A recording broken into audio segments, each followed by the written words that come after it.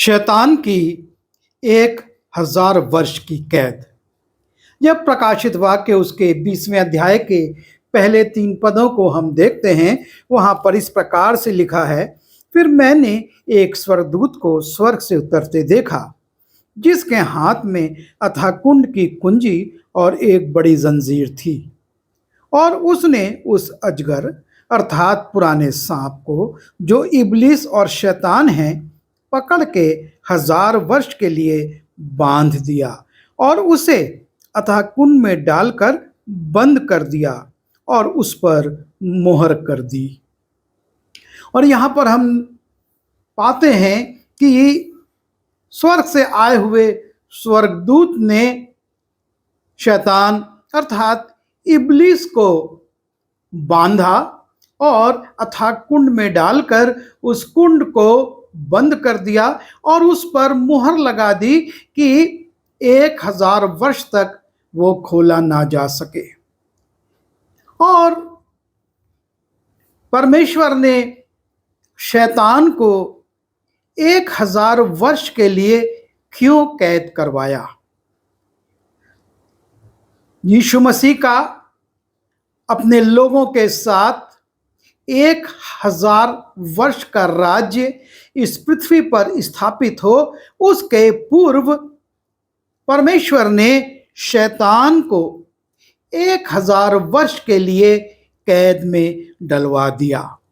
और मन में प्रश्न उठता है कि परमेश्वर ने ऐसा क्यों किया। हम इस विषय पर विचार करें, उसके पहले थोड़ा सा विचार हम शैतान के विषय में करेंगे ताकि आगे का अध्ययन आसान पड़े। शैतान, जिसे इब्लिस भी कहते हैं और जो एक स्वर्गदूत था, जिसे परमेश्वर ने सर्वांग सुंदर बनाया था और जिस में बुद्धि थी, वो सुंदर था और उत्तम से उत्तम था। जब हम यहेजकेल उसके 28वें अध्याय में जाते हैं और उसके 12वें पद की दूसरी लाइन को देखते हैं, तो वहां पर इस प्रकार से लिखा है, परमेश्वर यहोवा यो कहता है, तू तो उत्तम से भी उत्तम है, तू बुद्धि से भरपूर और सर्वांग सुंदर है। और ये विशेषताएं, योग्यताएं उस इब्लिस में थीं।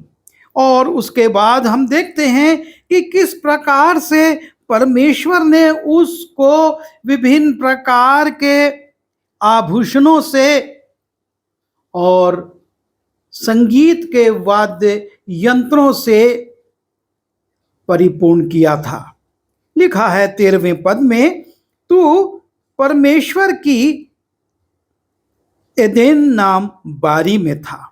ये एदेन शब्द जो आया है, और वो उत्पत्ति का शब्द है, जिसको ईडन गार्डन भी कहते हैं, परमेश्वर की वाटिका भी कहते हैं, अदन की वाटिका भी कहते हैं। तू परमेश्वर की एदेन नाम बारी में था। तेरे पास आभूषण, माणिक, पदराग, हीरा, फिरोजा, सुलेमानी मणि, यशब, नीलमणि, मरकद और लाल सब भांति के मणि और सोने के पहरावे थे। तेरे डफ और बांसुलियां तुझी में बनाई गई थीं। जिस दिन तू सृजा गया था, उस दिन वे भी तैयार की गई थी। और इस प्रकार से इन बहुमूल्य पत्थरों से और सोने से ये आच्छादित था, और संगीत के भी इसके लिए परमेश्वर ने उत्पन्न किया था, और वाद्य यंत्र भी। और तब हम देखते हैं कि ना सिर्फ ये इन चीजों से शोभायमान था, लेकिन 14वें पद में लिखा है, तू छाने वाला अभिषिक्त करूब था। वो एक अभिषिक्त करूब था, और मैंने तुझे ऐसा ठहराया कि तू परमेश्वर के पवित्र पर्वत पर रहता था। तू आप सरीखे चमकने वाले मणियों के बीच चलता फिरता था। परमेश्वर ने इसको अदन की वाटिका में रखा और उसके बाद इसका अभिषेक कर तू छाने वाले अभिषिक्त करूब के रूप में, और उसको परमेश्वर ने अपने पर्वत पर अर्थात स्वर्गीय स्थान में रखा। और तब ऐसा क्या हुआ कि शैतान, जो इब्लीस था पहले और बाद में शैतान के रूप में वो बदल गया। जब हम यहेजकेल उसके 28वें अध्याय के 17वें पद को देखते हैं, वहां पर दो कमजोरियों का उल्लेख है। लिखा है, सुंदरता के कारण तेरा मन फूल उठा था। अपने खूबसूरती के कारण परमेश्वर ने उसको इतना सुंदर बनाया था कि उसका मन फूल गया, वो घमंड करने लगा। और दूसरी कमजोरी जो आई, और लिखा है, और विभव के कारण तेरी बुद्धि बिगड़ गई। पहला सुंदरता के कारण उसमें घमंड आया, और दूसरा विभव, इतने बहुमूल्य पत्थरों और सोने से के वस्त्रों से वो आच्छादित था कि उस विभव के कारण उसकी बुद्धि बिगड़ गई। ये शैतान के जीवन में कमजोरियां आ गईं, इब्लीस के जीवन में ये कमजोरियां आ गईं। और तब यशाया उसके 14वें अध्याय के 13वें पद में लिखा है, तू मन में कहता तो था कि मैं स्वर्ग पर चढ़ूंगा, मैं अपने सिंहासन को ईश्वर के तारागण से अधिक ऊंचा करूंगा और उत्तर दिशा की छोर पर सभा के पर्वत पर विराजूंगा। और इस प्रकार से उसके मन के विचार बदलने लगे और वो अपने आप को परमेश्वर से भी ऊंचा समझने लगा और सोचने लगा, मैं उससे ऊपर जाऊंगा, परमेश्वर से भी ऊपर जाऊंगा। और यशाया 14:12 में लिखा है, हे भोर के चमकने वाले तारे, तू क्यों कर आकाश से गिर पड़ा है? तू तो जाति जाति को हरा देता था, तू अब कैसे काट कर भूमि पर गिराया गया है। और परमेश्वर ने जब उसके मन के विचारों को देखा, उसने जाना कि इसके मन में घमंड आ चुका है और ये विभव के कारण इसकी बुद्धि बिगड़ चुकी है। तो परमेश्वर ने उसको स्वर्ग पर से पृथ्वी पर गिरा दिया। जब हम यहेजकेल उसके 28वें अध्याय के 17वें पद की दूसरी लाइन को देखते हैं, वहां पर लिखा है, मैंने तुझे भूमि पर पटक दिया। परमेश्वर ने उसे भूमि पर पटक दिया, अर्थात स्वर्ग से वो निकाल दिया गया। परमेश्वर ने इब्लीस को भूमि पर पटक तो दिया, लेकिन हम देखते हैं परमेश्वर ने उसे कोई दंड या बंधन में नहीं रखा। परमेश्वर ने उसको स्वतंत्र रहने दिया। परमेश्वर ने, चूंकि उस समय तक न्याय का समय नहीं हुआ था, इसलिए उसका कुछ न्याय भी नहीं किया और ना उसको किसी प्रकार का कोई दंड दिया गया। वो अवश्य ही स्वर्ग से निष्कासित कर दिया गया, वहां से नीचे पटक दिया गया, लेकिन उसको बंधन में नहीं रखा। जब हम यहूदा की पुस्तक उसके पहले अध्याय के 6वें पद को देखते हैं, वहां पर कुछ स्वर्गदूतों का उल्लेख है। फिर जो स्वर्गदूतों ने अपने पद को स्थिर ना रखा वरन अपने निज निवास को छोड़ दिया, उसने उनको भी भीषण दिन के न्याय के लिए अंधकार में, जो सदाकाल के लिए है, बंधनों में रखा है। और इस प्रकार से हम देखते हैं कि शैतान को परमेश्वर ने बंधनों में, या इब्लीस को परमेश्वर ने बंधनों में नहीं रखा था। पर जब प्रभु यीशु मसीह का राज्य इस पृथ्वी पर 1000 वर्ष के लिए स्थापित होने वाला था, तब परमेश्वर ने इस इब्लीस, इस दुष्ट, इस शैतान को 1000 वर्ष के लिए कैद में डलवा दिया। इसको बांध दिया गया और अथाह कुंड में डाल दिया गया। और तब प्रश्न आता है, परमेश्वर ने ऐसा क्यों किया? और हम कुछ कारणों को देखते हैं। 7 कारणों पर आज हम विचार करेंगे कि परमेश्वर ने ऐसा क्यों किया।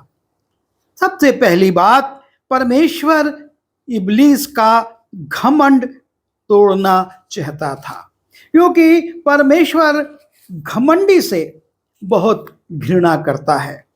परमेश्वर, जब हम नीति वचन उसके 16वें अध्याय में जाते हैं और उसके 5वें पद को देखते हैं, लिखा है, सब मन के घमंडियों से यहोवा घृणा करता है।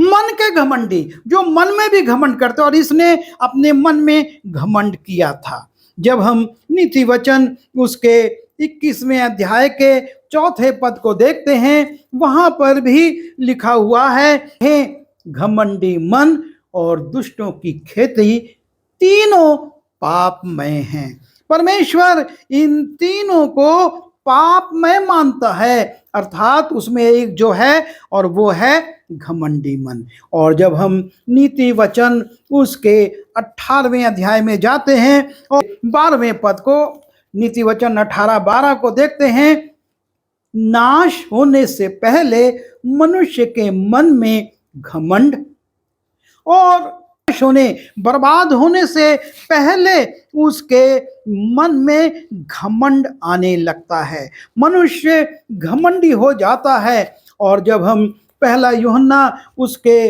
5वें अध्याय में जाते हैं, वहां पर भी परमेश्वर इस घमंडी स्वभाव के विषय में एक बात को प्रकट करता है। जब हम उसके 2 अध्याय के 16वें पद को देखते हैं, वहां पर लिखा है, क्योंकि जो कुछ संसार में है, अर्थात शरीर की अभिलाषा, आंखों की अभिलाषा और जीविका का घमंड, वो पिता की ओर से नहीं परंतु संसार की ओर से है। और इस प्रकार हम देखते हैं कि परमेश्वर घमंडी से घृणा करता है। और परमेश्वर, जो दुष्ट शैतान था, जिसको अपनी खूबसूरती पर, अपनी योग्यता पर, अपने वैभव पर घमंड हो गया था, और संसार में भी लोगों को घमंड के पाप में फंसाता है, उसके घमंड को तोड़ने के लिए उसे उस अथाह कुंड में डाल देता है। दूसरा हम देखते हैं, वो उसे अपने लोगों के समक्ष लज्जित करना चाहता था। परमेश्वर शैतान को अपने लोगों के समक्ष लज्जित करना चाहता था। क्यों करना चाहता था? क्योंकि उसने हमेशा उसके लोगों पर दोष लगाया था। अय्यूब के विषय में जब पूछता है, क्या तूने मेरे भक्त अय्यूब को देखा? वो कहता, तूने तो उसको सारी संपत्ति दी है, सब प्रकार का वैभव दिया है, पूरे देश में उसके समान कोई अमीर नहीं है, तो वो क्यों कर तेरा भय ना मानेगा? परमेश्वर कहता है, ठीक है, तू संपत्ति को ले ले, पर उसके प्राण को ना छूना। और तब जबकि वो संपत्ति ले लेता है, फिर से परमेश्वर पूछता है, तो वो कहता है, तूने तो अपनी बाड़े को उसके चारों ओर बांधा है, यदि कोई उसकी देह को छुए तो वो तेरे मुंह पर तेरी निंदा करेगा। और इस प्रकार से अय्यूब पर वो दोषारोपण करता है। उस मूसा के विषय में हम देखते हैं, बार बार वो मूसा को भी लज्जित करने की कोशिश करता है। और यहूदा की पुस्तक उसके पहले अध्याय के 9वें पद में हम देखते हैं कि मूसा की लौत के लिए भी वो परमेश्वर के दूतों से बहस करता है। परंतु प्रधान स्वर्गदूत मिकाएल ने जब शैतान से मूसा की लौत के विषय में वाद विवाद करता था, ये मिकाएल से मूसा की लौत के को मांग रहा है। और जब हम प्रकाशित वाक्य उसके 12वें अध्याय में जाते हैं और उसके 10वें पद की दूसरी लाइन को देखते हैं, वहां पर लिखा है, क्योंकि हमारे भाइयों पर दोष लगाने वाला जो रात दिन हमारे परमेश्वर के सामने उन पर दोष लगाया करता था, गिरा दिया गया है। और इस प्रकार से परमेश्वर ने उसको अथाह कुंड में डाला, बांध दिया कि वो देखे कि परमेश्वर अपने लोगों की, जिनको वो लज्जित करना चाहता था, जिन पर वो घमंड पर दोष लगाता था, परमेश्वर उनको किस प्रकार से सम्मानित करता है, किस प्रकार से वो अपने लोगों को वहां पर उन सिंहासनों पर उनको बैठाता है। परमेश्वर ये दिखाना चाहता था। फिर तीसरी बात, शैतान या इब्लीस हमेशा अपने को परमेश्वर से ऊपर रखने की कोशिश करता था और वो ये चाहता था कि वो परमेश्वर से भी ऊंचे स्थान पर चला जाए। ये उसका प्रयास रहता था। और हम जब यशाया उसके 14वें अध्याय में जाते हैं, वहां पर हम देखते हैं कि किस प्रकार से उसके मन में यह इच्छा आती है और वो कहता है, तू मन में कहता तो था कि मैं स्वर्ग पर चढ़ूंगा, मैं अपने सिंहासन को ईश्वर के तारागण से अधिक ऊंचा करूंगा और उत्तर दिशा की छोर पर सभा के पर्वत पर विचारूंगा, मैं मेघों से भी ऊंचे ऊंचे स्थानों के ऊपर चढ़ूंगा, मैं परम प्रधान के तुल्य हो जाऊंगा। और इस प्रकार से उसकी इच्छा थी कि वो हमेशा परमेश्वर से ऊंचा हो जाए।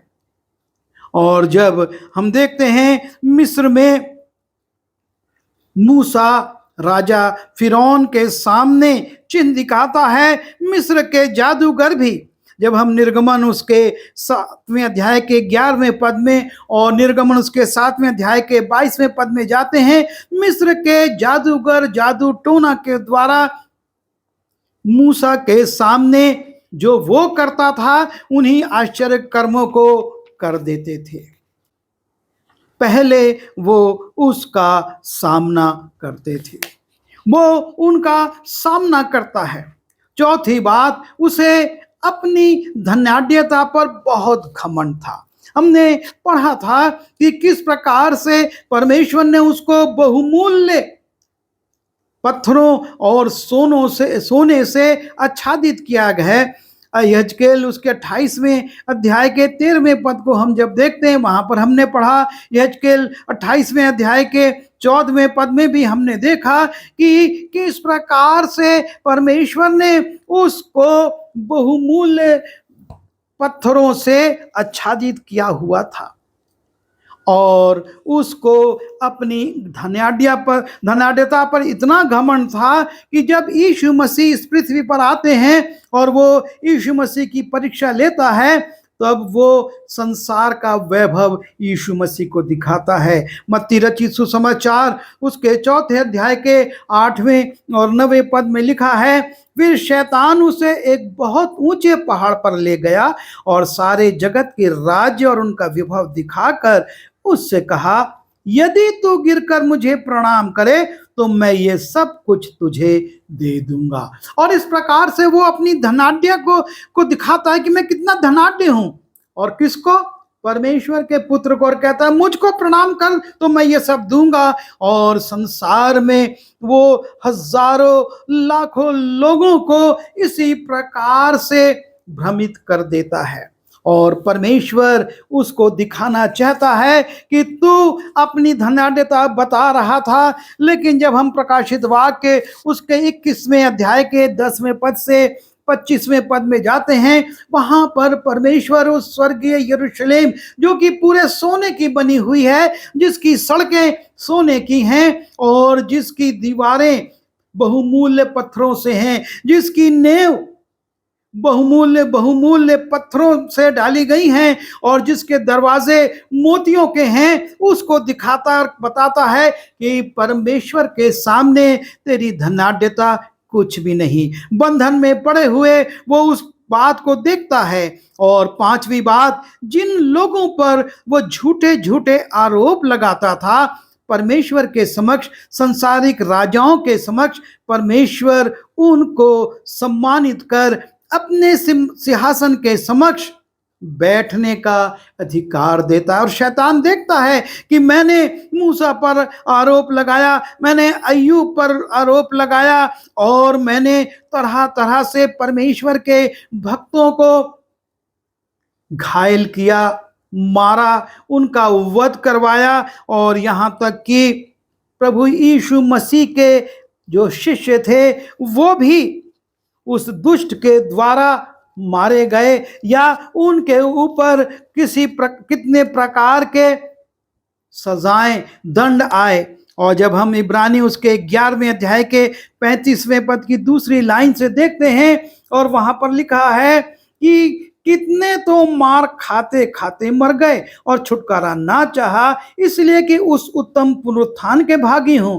कई एक ठट्ठों में उड़ाए गए, कोड़े खाने वरन बांधे जाने और कैद में पड़ने के द्वारा परखे गए, पत्थरवाह किए गए, आरे से चीरे गए, उनकी परीक्षा की गई, तलवार से मारे गए, वे कंगाली में और क्लेश में और दुख भोगते हुए भेड़ों और बकरियों की खाले उड़े हुए इधर उधर मारे मारे फिरे। और ऐसे तमाम लोगों की भीड़ जब यीशु मसीह के 1000 वर्ष के राज्य में यीशु के साथ रहेगी, दुष्ट अपने बंधनों में पड़ा हुआ वहां से देखेगा कि अरे, जिनको मैंने सताया था, जिनका गला कटवाया था, जिनका वध किया था, और अब वो परमेश्वर के पुत्र के साथ 1000 वर्ष तक आनंद पूर्वक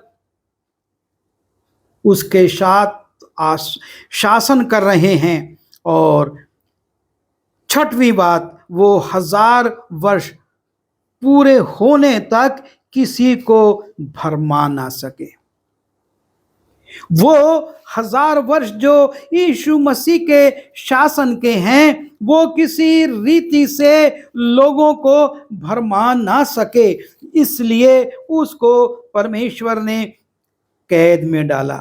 लिखा है कि वो 1000 वर्ष के पूरे होने तक, प्रकाशित वाक्य उसके 20वें अध्याय के 3 पद की दूसरी लाइन पढ़ रहा हूं कि वो 1000 वर्ष के पूरे होने तक जाति जाति के लोगों को फिर ना भरमाएं, इसके बाद वो कुछ समय के लिए छोड़ा जाएगा। उसको वो किसी को भरमा ना सके, क्योंकि भरमाने की जो उसकी चालाकी थी वो हम अदन की वाटिका से देखते आ रहे हैं, और वो परमेश्वर के लोगों को भरमाता था। और यीशु मसीह ने अंत के दिनों के भी चिन्हों में बताया है कि तुम किसी भ्रम में ना पड़ना, कोई बोले कि वो यहाँ है वहाँ है, मत जाना, क्योंकि उसका काम भरमाना है। और वो देखेगा कि जब मैं कैद में पड़ा हूं, कैसे मैं इन लोगों को या जो राज्य कर रहे हैं उनको भरमाऊं। और फिर 7वीं बात, परमेश्वर शैतान को, इब्लीस को ये बताना चाहता था कि तुझको जो इस बात की सोच है, तेरा गुमान है कि इस पृथ्वी पर मेरा राज्य है। वो सोचता था मैं स्वर्ग से गिरा दिया गया, पर पृथ्वी पर मेरा राज्य है। वो तेरा राज्य नहीं है। परमेश्वर इस पृथ्वी पर भी राज्य करता है। परमेश्वर का अधिकार इस पृथ्वी पर भी है। वो अपने को इस पृथ्वी का सरदार समझता था। जब हम पहला यूहन्ना उसके 5वें अध्याय के 19वें पद को देखते हैं, वहां पर लिखा है, हम जानते हैं कि हम परमेश्वर से हैं और सारा संसार उस दुष्ट के वश में पड़ा है। वो दुष्ट ये सोचता था कि ये सारा संसार मेरे वश में है, लेकिन परमेश्वर ने उसको बांध कर और जब उस अथाह कुंड में डाल दिया और यीशु मसीह का राज्य इस पृथ्वी पर स्थापित हो गया, शैतान वहां से देखता है कि इस पृथ्वी पर भी मेरा कोई अधिकार नहीं है।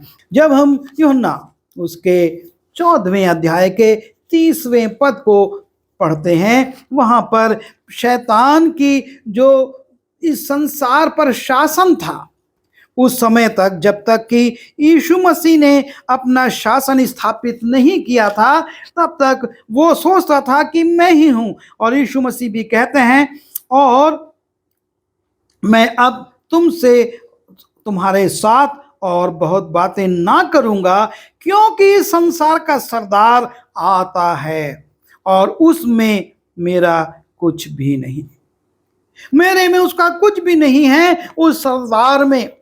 और इस प्रकार परमेश्वर ये प्रकट करता है कि हे शैतान, तू सोचता था पृथ्वी पर तेरा अधिकार है, वो भी तेरा भ्रम है। तू सोच रहा है, लेकिन यीशु मसीह का शासन उस पृथ्वी पर स्थापित हुआ और कैद में पड़ा हुआ शैतान उसको देखता है। वो कैद में है, कुछ कर नहीं सकता।